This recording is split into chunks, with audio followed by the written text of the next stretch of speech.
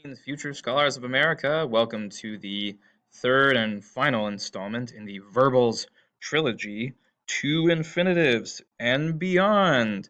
Infinitives are basically just another verb form that function as a noun, but they can also function as adjectives.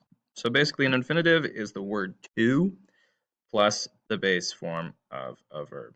Usually functions as a noun, but not always. We'll talk about that later. It's that simple.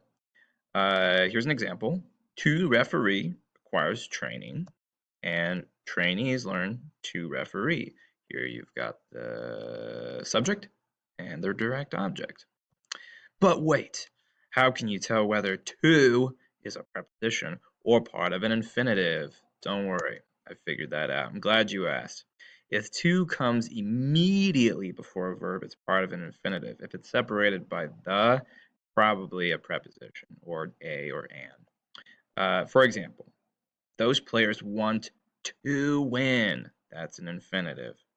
But the coach is pointing to the pitcher is a prepositional phrase that modifies pointing because it says where the coach is pointing. And in this sense, it functions as a noun, not as a modifier.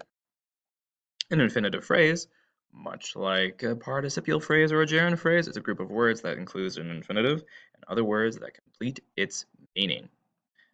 A player may try to influence the call. The call is part of that whole phrase and functions as a direct object. To go to every game of the season is my dream.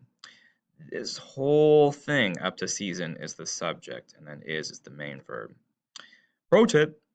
Infinitives and infinitive phrases are very similar to gerunds and gerund phrases. In fact, they're often interchangeable. So here you have an infinitive, to stop on ice. Well, sorry, an infinitive phrase. To stop on ice is difficult, and you can achieve the same effect with a gerund. Stopping on ice is difficult. Infinitive and infinitive phrases may also function as adjectives or adverbs. We met the challenge to win. To win modifies challenge.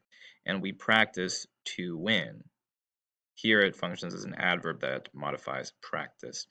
Okay, that's all for today, and that's the finale of the Verbals trilogy. Until next time, happy grammaring.